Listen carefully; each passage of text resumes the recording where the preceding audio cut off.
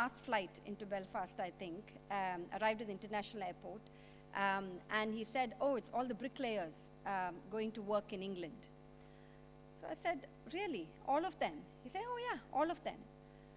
But I said, there's a flaw with your answer, because this is a flight which came from England to Belfast. He said, yeah, all of our bricklayers go on the Monday, and all the bricklayers from there come on the Sunday. So I said, why is the case? He said, well, our bricklayers go, which means that we don't have any left here, so therefore they all have to come back. And I thought it was fascinating, isn't it?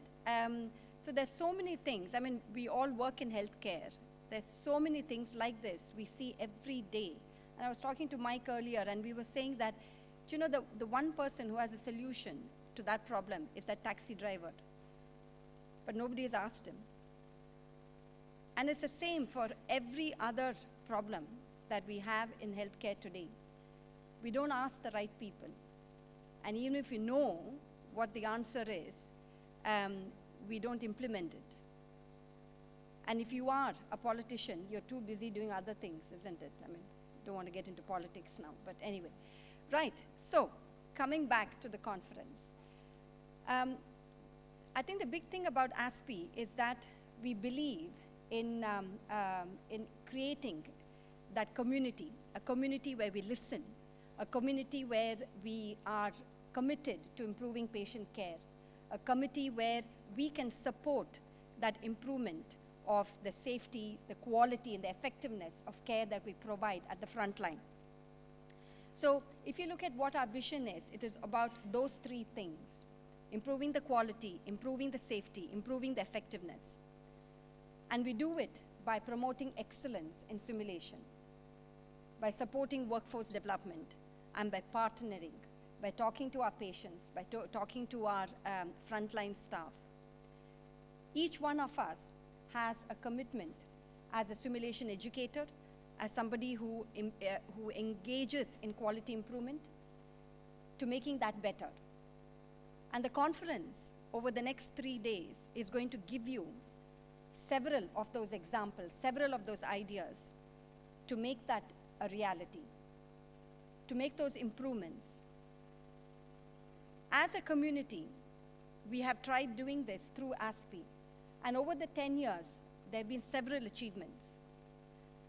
And there's one particular achievement, I think, which has gone a great way towards improving that excellence that we see every day amongst ourselves and the excellence that we want to nurture.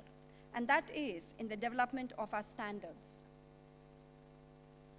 The project that we undertook was not just a project where we came up with the standards and published it. We actually asked you for your opinion, we listened, and then we came up with something that we hoped would be reflective of what happens to the front line, what you wanted. And together, we have created these standards, and we moved on to the next step of recognizing those individuals, programs, and organizations who achieve these standards. Very initial steps to making that excellence in simulation a widely recognized and a widely accepted entity. And this has allowed us to recognize many of these organizations, and we're going to be giving some of our awards as well tomorrow. And this is not just national, international as well.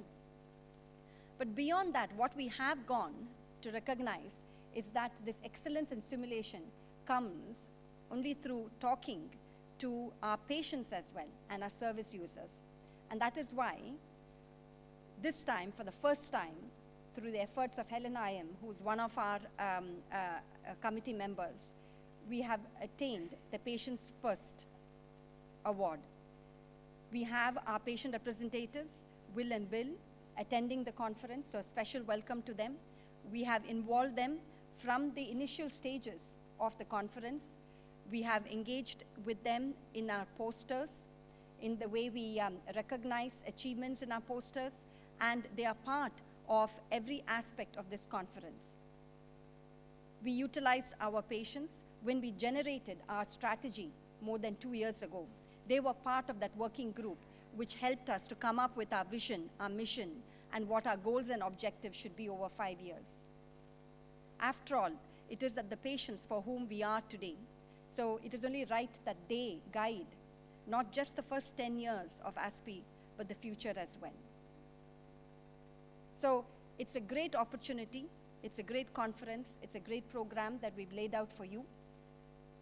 I hope you will network, you will learn from each other, and use this opportunity to not only share your ideas, but also gain ideas and go back to your organization a lot more valuable and mature for it.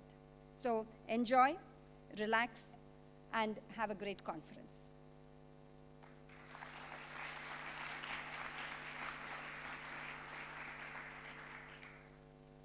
So I'm going to hand over now to Martin Duffy from Belfast Trust, who's going to introduce our first speaker. Thank you, Purva, and welcome to Belfast, everyone.